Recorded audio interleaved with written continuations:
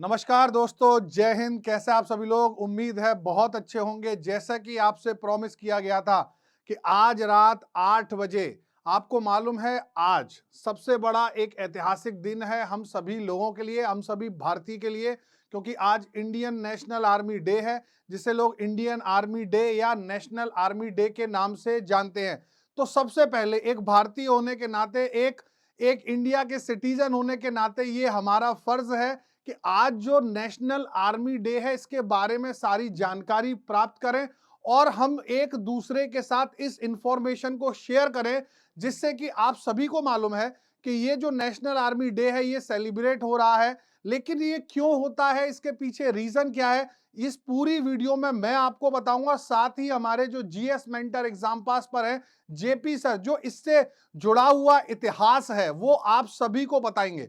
तो सबसे पहले आज की वीडियो को शुरू करते हैं उस इतिहास के साथ।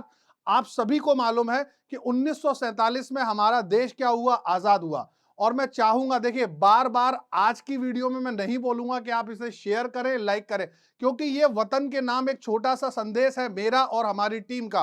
मैं चाहूंगा अच्छी लगे तो आप शेयर करिएगा, अदरवाइज आपकी अपनी मर्जी और ये विवेक पर निर्भर करता है।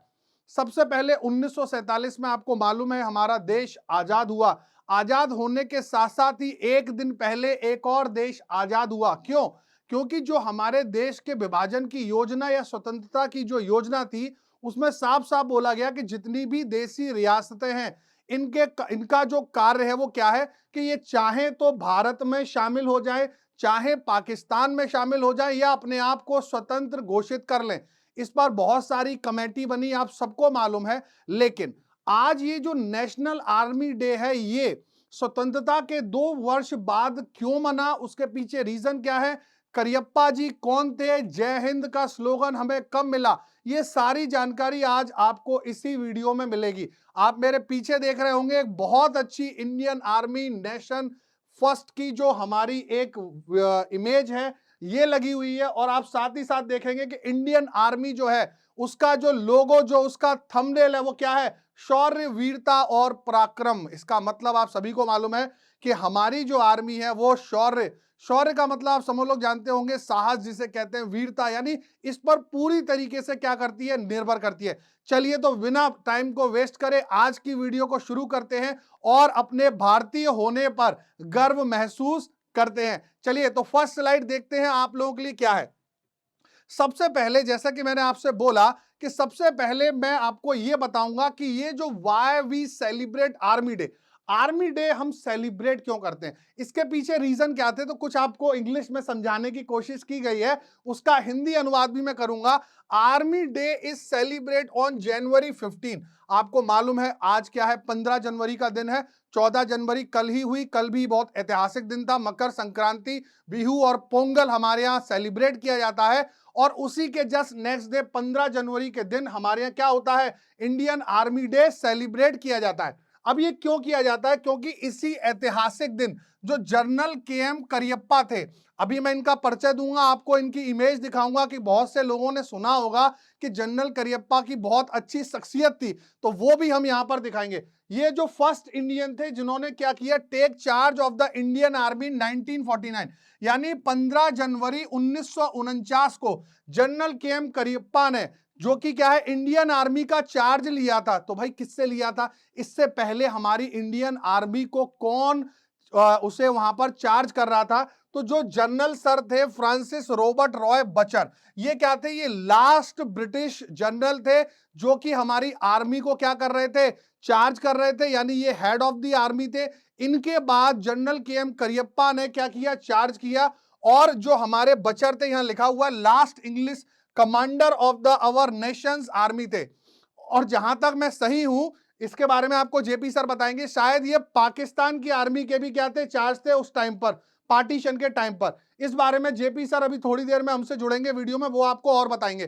तो जो जनरल केएम करियप्पा थे, इन्होंने क्या किया, इस दिन, इसी ऐतिहासिक दिन सबसे पहले इन्होंने क्या किया था, इंडियन आर्मी का चार्ज लिया था। चलिए, कुछ और महत्वपूर्ण चर्चा है। ये इनकी एक क्या है, आइकनिक इमेज है, और ये इनकी ओरिजिनल इमेज है। तो आप खुद देख रहे हैं एक पर्सनैलिटी जिसने आज ही के दिन जिसने आज ही के दिन क्या किया था, हमारी इंडियन आर्मी का चार्ज अपने नाम पर हमें अपना एक भारतीय जनरल, भारतीय इंचार्ज घोषित कराया। वो कौन थे सर? जनरल करियप्पा थे। अब मैं चाहूंगा इस वीडियो में, क्योंकि अब ऐतिहासिक चीजें बहुत सारी हैं और मैं मैथ्स का एक एजुकेटर हूं, तो मैं चाहूंगा हमारे साथ जेपी सर आएंगे और वो आपको और अच्छे से बताएंगे इस ऐतिहासिक दिन के बारे में। और आप वीडियो को अंत तक देखिएगा, आपको बहुत मजा आएगा। तो मैं चाहूंगा जेपी सर का सब लोग स्वागत का है। Welcome JP sir on the stage. थोड़ा सा आज ऐतिहासिक दिन में हमें बताइए, गाइड करिए। आइए सर। सबसे पहले देश के सभी नागरिकों को जय हिंद है, क्योंकि आज हमारा जो थल सेना दिवस है, मतलब भारतीय सेना के लिए सबसे बड़ा दिन माना जाता है, शौर्य का दिन माना जाता है। और आप सभी नागरिक हमारी सेना को एक छोटा सा ट्रिब्यूट अगर करते हैं कि आप एक दिन में कम से कम एक बार अपनी सेना को याद करिए, तभी उनका जो मनोबल है देश की रक्षा के लिए आगे बढ़ेगा। और वो जो आपका आत्मविश्वास है वही उनकी ताकत है हमारे देश के लिए। आज हम सीखेंगे कि क्या हुआ था उस टाइम पे जब जो जनरल एम करियप्पा है उन्होंने चार्ज लिया था भारतीय आर्मी का। उसके पहले जो ब्रिटिश आर्मी थी, जो जॉइंट आर्मी मानी जाती थी, इंडिया और पाकिस्तान के जॉइंट जनरल माने जाते थे बचर साहब। तो उसके हिस्टोरिकल एस्पेक्ट्स के बारे में हम आपको बताते हैं इस वीडियो में, आप ध्यान से देखना। सबसे पहले अगर आप ध्यान से देखोगे, जो बचर साहब थे उन्होंने 1947 1947 में जो हमारा देश आजाद हुआ, और 1949 1949 इन 2 सालों तक भारत का जो सबसे लार्जेस्ट पोजीशन होता है मिलिट्री कमांडर का, उसको अटेन किया था। तो इंपॉर्टेंट क्वेश्चन है कि आपसे अगर एग्जाम में पूछा जाता है जब भारत आजाद हुआ था तो उस टाइम भारत के जो हेड ऑफ आर्मी थे वो कौन थे, तो आपका आंसर होगा वहां पे बचर साहब थे। ये इनका डिटेलिंग मैंने यहाँ पे करा दिया आपको। तो इनके बारे में, करियप्पा साहब के बारे में एक इंपॉर्टेंट बात यह है कि जब भारत और पाकिस्तान का युद्ध हो रहा था, जो कि 22 अक्टूबर 1947 से लेके 5 जनवरी 1948 तक, इस टाइम पे हुआ क्या था कि भारत का जो जम्मू एंड कश्मीर का इलाका है उसको जो इलीगल तरीके से कब्जा करने के इरादे से पाकिस्तान की सेना ने अपने जो कबीलाई आतंकवादी हैं उसमें भारत में भेजने स्टार्ट कर दिए। उस टाइम पे जो वेस्टर्न कमांड है भारत की सेना की, उसके हेड थे करियप्पा साहब। और करियप्पा साहब की बहादुरी से भारत के जो बहुत इंपॉर्टेंट इलाके हैं, जैसे द्रास सेक्टर हो गया भारत का, अभी जो करगिल का सेक्टर है, उसको रिकैप्चर करने में बहुत सहायता मिली थी। अब हम इन चीजों के बारे में थोड़ा और डिटेल में पढ़ते हैं, करियप्पा साहब के जीवन के बारे में सीखते हैं, उनसे हम अपनी प्रेरणा को और अच्छा कर सकते हैं और हम भी अपने देश के लिए बहुत सारी कुर्बानियां देने के लिए सीख सकते हैं। यही बच्चों मैं आपको एक और पॉइंट बताना चाहूंगा, अभी सर जेपी सर आपको एलेबोरेट करेंगे कि आज के दिन, यानी आज के दिन आपको मालूम है कि क्या हुआ कि जनरल करियप्पा जी ने टेक ओवर किया एज अ आर्मी इंचार्ज। लेकिन ये फैसला क्यों हुआ, ऐसा क्यों हुआ कि हमारे देश में शुरू होते ही जंग की स्थिति पैदा हो गई। तो आपको मालूम है जब जम्मू कश्मीर पर बात चल रही थी तो जम्मू कश्मीर के राजा इस बात को राजी नहीं थे कि वो भारत में जाएंगे या पाकिस्तान में जाएंगे। उन्होंने अपने आप को स्वतंत्र खुद ही घोषित कर लिया था। मैं सही हूं जेपी सर, है ना? तो उन्होंने खुद ही अपने आप को स्वतंत्र घोषित किया। लेकिन उसके बावजूद क्या हुआ, जो आप देखते हैं कि जो पीओके था वो उस टाइम वो भी क्या था, हमारा कश्मीर का ही, जम्मू कश्मीर का एक पार्ट था। उस टाइम पाकिस्तान ने क्या किया, अपनी वहां से जो अपने उनके इलीगल, आप उन्हें मिलिटेंट्स कहेंगे, जो आपके कबीलाई थे, उनको वहां पर कश्मीर में डिप्लॉय किया। और लास्ट में फिर राजा हरीश सिंह जी ने, सही है सर, राजा हरीश सिंह ने इंडियन गवर्नमेंट से दरखास्त करी कि भाई हमारे को बचाओ। और जवाहरलाल नेहरू जी ने की कमेटी बनाई और उसमें सरदार वल्लभ भाई पटेल ने तुरंत ही अपनी सेना को क्या किया, वहां पर कश्मीर में डिप्लॉय किया। और वो कबीला इतनी अंदर तक आ गए थे, उन्हें वापस दोबारा भेजा। और वो जो पीओके का हिस्सा था उनके पास चला गया और जेएनके वाला हमारे पास रह गया। ये एक छोटी सी कहानी थी, ये भी आपको मालूम होनी चाहिए। चलिए, तो जेपी सर आगे आपको और बताएंगे क्या और महत्वपूर्ण पॉइंट है। और एक बात, आज की वीडियो में जब बात सेना की हो रही है तो ये ध्यान रखिएगा, हम लोग हमेशा कहते हैं कि हमारे देश में ये कमी है साहब, लेकिन एक बात ध्यान रखिए, अभी जेपी सर आपको बताएंगे कि हमारे देश की सेना विश्व की सबसे बड़ी चौथी सेना है ना? और हाईएस्ट बैटल पर हमारा निपुण है, हम बहुत सर्वश्रेष्ठ हैं जो हाईएस्ट बैटल पर जाते हैं। इन सारे महत्वपूर्ण बिंदुओं को सर आपको इमेज के थ्रू समझाएंगे। सबसे पहले हम जो एम करियप्पा जी हैं उनके जीवन के बारे में कुछ इंपॉर्टेंट एस्पेक्ट सीखते हैं। अगर आप ध्यान से देखोगे, एक पोस्ट होती है इंडियन आर्मी में फील्ड मार्शल की। जब आप कहते हैं फील्ड मार्शल, तो ये होती है सबसे हाईएस्ट रैंक इंडियन आर्मी में। तो आज तक सिर्फ 2 ही लोग ऐसे हैं भारतीय सेना में जिनको फील्ड मार्शल की पोस्ट मिली है। उसमें एक सैम मानेकशॉ साहब थे और दूसरे थे यहाँ पे करियप्पा जी। सबसे पहले 1973 में 1971 में जब भारत और बांग्लादेश की जॉइंट आर्मीज का जो ऑपरेशन था, ऑपरेशन विजय जो था, या आप उसको ध्यान से देखना अगर तो भारत की जो इंदिरा गांधी की गवर्नमेंट थी उस टाइम पे, उन्होंने बांग्लादेश को आजाद कराने के लिए जो अपनी सेना भेजी थी या जो सहायता भेजी थी, उसी के बाद जनरल सैम मानेकशॉ को फील्ड मार्शल की उपाधि दी गई थी। वो भारत के पहले फील्ड मार्शल थे।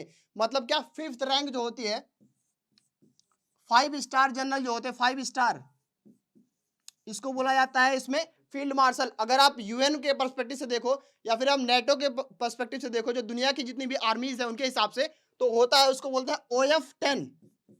OF-10 जो रैंक होती है वो सबसे ऊंची रैंक होती है किसी भी आर्मी में। और उसको भारत के हिसाब से देखो, जो 5 स्टार जनरल्स होते हैं उसको फील्ड मार्शल बोला जाता है। तो जो हमारे करियप्पा साहब थे, उनको 1986 में, ध्यान से देखना इस चीज को, 1986 में इनको फील्ड मार्शल बनाया गया। उसके बाद से अभी तक भारतीय सेना में कोई भी फील्ड मार्शल नहीं बनाया गया है। सिर्फ 2 ही बनाए गए हैं, जो दोनों इंपॉर्टेंट मैंने आपको बता दिए। एक थे जनरल सैम मानेकशॉ और दूसरे थे यहाँ पे फील्ड मार्शल एम करियप्पा साहब। कुछ और डिटेल्स हम आपको बताते हैं इनके बारे में, जो आपके एग्जाम पर्सपेक्टिव से भी जरूरी है और आपके जीवन में भी जरूरी है। क्योंकि अगर आप अपने देश के जो वीर शहीद हैं या जो वीर सैनिक है उनके बारे में सीखोगे, तभी आप प्रेरणा लेके अपने देश की सेवा कर सकते हो। अब अगर आप ध्यान से देखो करियप्पा साहब के जीवन में, उसके पहले देखो, द्रास, जोजिला और करगिल, ये तीनों इंपॉर्टेंट चौक पॉइंट्स है भारत और पाकिस्तान की जो बॉर्डर है इस टाइम पे, या जो एलओसी है जहां पे सीज फायर हुआ था। आप देखो, जब भारत में कबीलाई आतंकवादी भारत में घुसने का प्रयास कर रहे थे, तो भारत और पाकिस्तान के बीच में जो युद्ध का जो अंत हुआ था उसको सीज फायर बोला जाता है। युद्ध विराम हुआ था और वो यूएन के द्वारा कराया गया था। क्योंकि उस टाइम पे क्या था कि कोई रिजल्ट आने के चांसेस नहीं थे। और जो हमारे प्राइम मिनिस्टर नेहरू जी थे, उनकी एक बहुत बड़ी गलती थी कि वो यूएन में चले गए थे इशू को लेके। यूएन में अगर वो नहीं गए होते तो आज भारत का जो पूरा कश्मीर का इलाका है वो भारत का होता। भारतीय सेना का शौर्य वहां पे दिखाई देता। और आज जो बहुत सारी दिक्कत हमें सामना करना पड़ रहा है एलओसी पे, वो हमें सामना नहीं करना पड़ता। हमारे जो इतने सारे जो सैनिक शहीद हो रहे हैं वो शहीद नहीं होते। एक और डिटेल्स मैं आपको बता देता हूं, इन्होंने अपने जीवन में एक बहुत महत्वपूर्ण काम किया। हम जानते हैं जो सेना होती है उसका जो एक्सपेंडिचर होता है बहुत ज़्यादा होता है, क्योंकि वो बहुत मेहनत करते हैं 24 घंटे देश की रक्षा के लिए। वो हमेशा खड़े रहते हैं, तो उनको भोजन पानी और जो भी सर्विसेज है उसकी हमेशा आवश्यकता रहती है। लेकिन जो हमारे करियप्पा साहब थे, इन्होंने कहा क्या कि हम जो अपना एक्सपेंडिचर है उसको मिनिमाइज करेंगे।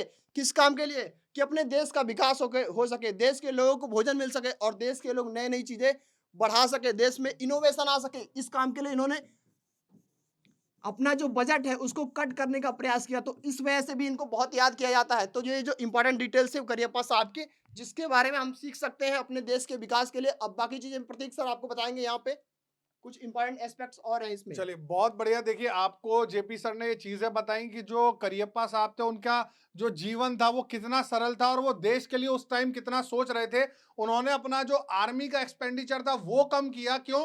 क्योंकि देश क्या कर गए, तरक्की कर सके। तो आप देख रहे हैं आज वो शख्सियत जिनकी वजह से आज नेशनल आर्मी डे जो बन रहा है उसके कुछ और महत्वपूर्ण पॉइंट है। ऐसा क्यों है? देखिए, जो मिलिट्री स्ट्रेंथ रैंकिंग है, देखिए सबसे पहले आपको कुछ बताते हैं। जैसे मैं हमेशा कहता हूं कि बहुत कमियां हैं यार, हर कहीं कुछ ना कुछ कमियां हैं, लेकिन क्या सिर्फ कमियां ही गिनते रहेंगे? क्या कभी गर्व महसूस नहीं करेंगे उस हम भारतीय होने पर? तो चलिए देखते हैं कि एक ये जो इंडेक्स है, जो रैंकिंग है, ये कौन इशू करता है। तो ग्लोबल फायर पावर इंडेक्स है ना, ये इशू करता है। इसका ओरिजिन 2005 में हुआ, मिलिट्री स्ट्रेंथ कंपैरिजन। और इसमें कंट्रीज कितने हैं? 138 है। इसमें कंट्रीज कितने? 138। ये क्यों? जिस पर न्यूक्लियर कैपेसिटी नॉट इंक्लूडेड, यानी जिनके पास न्यूक्लियर कैपेसिटी नहीं है वो इसमें क्या होते हैं? शामिल नहीं होते हैं ना, यानी न्यूक्लियर कैपेसिटी इसमें शामिल नहीं की जाती। तो इसमें मिलिट्री स्ट्रेंथ रैंकिंग है। इसमें सर मुझे बताएंगे भारत की रैंकिंग कितनी है?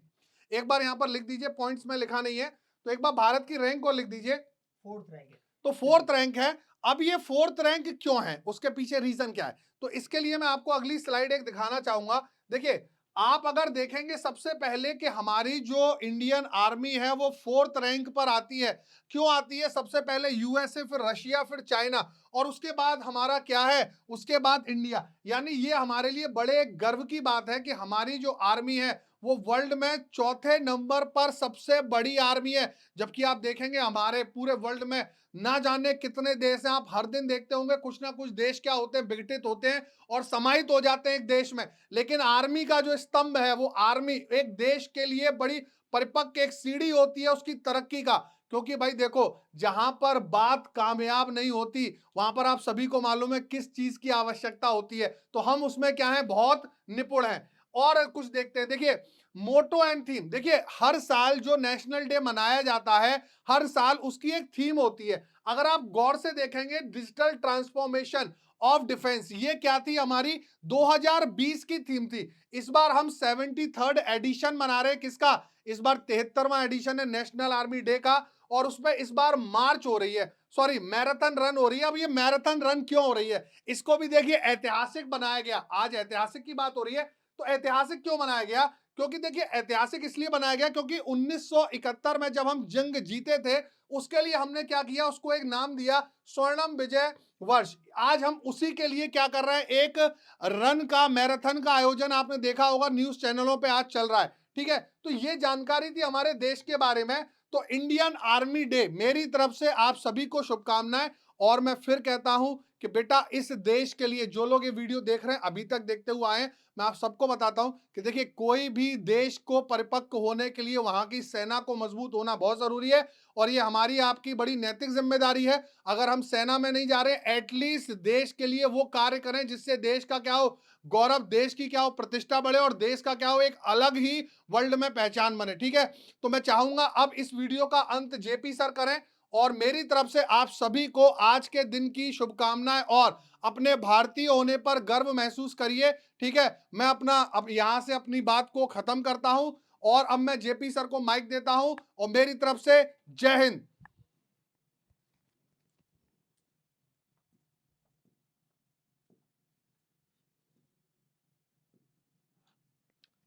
कुछ इंपॉर्टेंट एस्पेक्ट्स हैं जो ग्लोबल फायर पावर इंडेक्स है उसके बारे में आपको बताना चाहता हूं, जिससे दुनिया की जितनी भी सेनाएं हैं उनका कंपैरिजन होता है और उनकी ताकत उभर के सामने आती है। इसमें मैं एक चीज डिटेल बता देता हूं आपको, जो उनकी न्यूक्लियर पावर है या जो उनकी नाभिकीय शक्ति है उसको इंक्लूड नहीं करते हैं, क्योंकि बहुत सारे देश ऐसे होते हैं, जैसे आप देखो चाइना हो गया या पाकिस्तान हो गया, ये अपना जो न्यूक्लियर पावर है इसको छुपा के रखते हैं, ये शेयर नहीं करते हैं, इसलिए इनकी जो कंपैरिजन है उस पर नहीं की जाती। पहली चीज आप ये जान लो, ये शुरुआत इसकी कब से हुई थी? 2005 में।